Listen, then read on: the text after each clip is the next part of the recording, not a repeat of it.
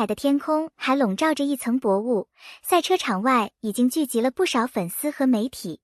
就在大家焦急等待时，一辆低调的黑色商务车缓缓驶入，车门打开的瞬间，王一博的身影映入眼帘。他戴着黑色鸭舌帽，口罩遮住了半张脸，却依然掩不住那股冷冽又专注的气场。然而，更让人惊讶的是，随行人员接连从车上搬下6个大行李箱。有人立刻在现场低声议论，这不是来参加赛车活动吗？怎么带了这么多东西？而知情的粉丝则微笑着解释，这一次，王一博是抱着闭关式特训的决心来的。6个箱子里有赛车服、头盔、定制手套、运动护具，甚至连私人的调试工具都带来了。他不是来走过场的，他是来拼命练车的。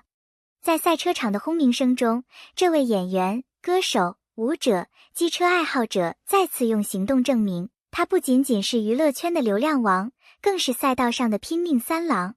很多人好奇，6个行李箱真的有必要吗？但在赛车界，细节往往决定胜负。王一博曾说过，比赛不是玩玩而已，哪怕是训练，我也要用最好的状态去对待。这6个行李箱里不仅装着专业设备，还包含了他的生活必需品，因为接下来几天，他几乎要把自己锁在赛车场内。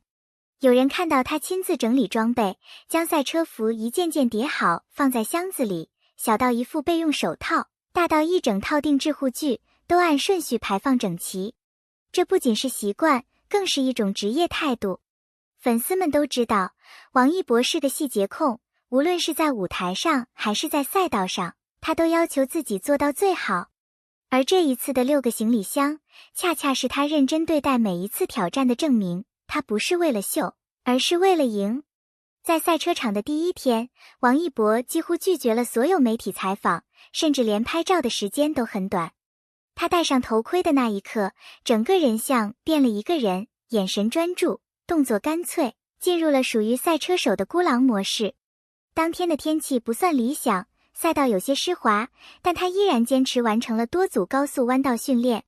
工作人员透露，他的训练强度很大，几乎没有休息时间，一次次急转，一次次加速，车轮与赛道摩擦出的尖锐声在空气中回荡。有人调侃，王一博的耐力简直像挂了外挂。但更多人是敬佩，这种全身心的投入，不是为了取悦谁，而是为了突破自己。他不怕摔车，不怕失败，只怕自己停下脚步。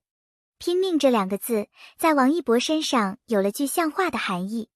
训练第2天，他甚至提前2小时到场，自己检查车辆的每一个细节。雨后的赛道很滑，但他依然选择继续高速练习，甚至在一次急弯中差点冲出赛道。有工作人员劝他休息一下，他只是淡淡回了一句，没事，再来一圈。这种执拗让人既担心又感动。粉丝在社交平台写道，你不用这么拼，我们依然会爱你。但王一博的性格就是，如果不全力以赴，那还不如不开始。这种精神，或许正是他从舞台、荧幕一路走到赛车赛道的核心动力。无论是面对舞蹈的高难度动作，还是面对赛车的极限挑战，他都选择迎难而上。王一博携6箱行李，拼命练车的新闻很快冲上热搜，评论区一片沸腾。支持者感叹，他是真心热爱，不是作秀。也有人质疑，这么拼会不会太消耗身体？甚至有赛车圈的专业人士站出来评价，王一博的动作已经接近职业车手的水准，尤其是在高速弯的处理上很有天赋。这让一些原本只把他当作艺人的人重新审视他的实力。当然，也不乏反对声音，有人认为他是利用赛车增加曝光。但了解他的人都知道，王一博的赛车路从来不是一夜成名，而是一步步脚踏实地走出来的。6箱行李不是炒作的道具，而是他决心的象征。在上海赛车场外，有一群粉丝风雨无阻的等待，只为给他送上一句加油。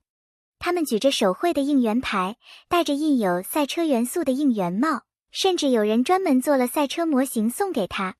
有粉丝回忆，他训练结束出来的时候，虽然很累，但还是对我们挥手笑了。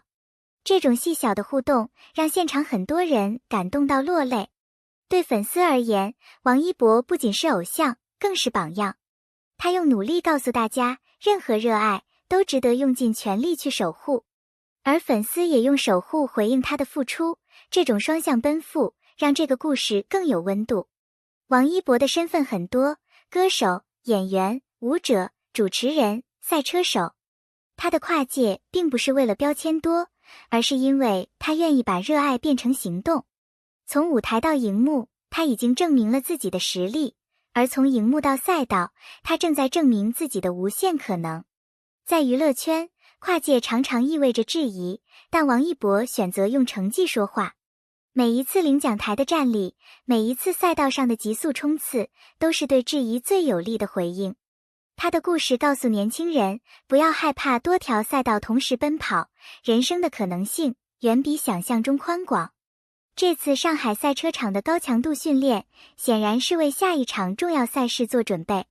业内人士推测，他可能会参加国际级别的比赛，这将是一次更大的挑战。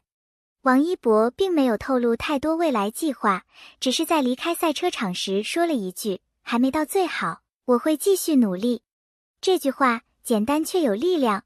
粉丝已经开始期待，或许下一次我们能看到他站在国际领奖台上举起奖杯的画面。而那时六箱行李的故事也会成为他赛车生涯中浓墨重彩的一笔。王一博的经历告诉我们，热爱不仅是口号，更是一种行动力。他用6个行李箱带来了对赛车的全部投入，用无数次的冲刺诠释了拼搏的意义。无论是喜欢他的人，还是对赛车感兴趣的人，都能从他的故事中获得力量。不管你身处哪个领域，只要足够热爱，就能创造属于自己的高光时刻。而王一博正在用自己的方式把热爱燃烧到极致。赛车训练中，速度固然重要，但稳定性与精准度才是真正的制胜关键。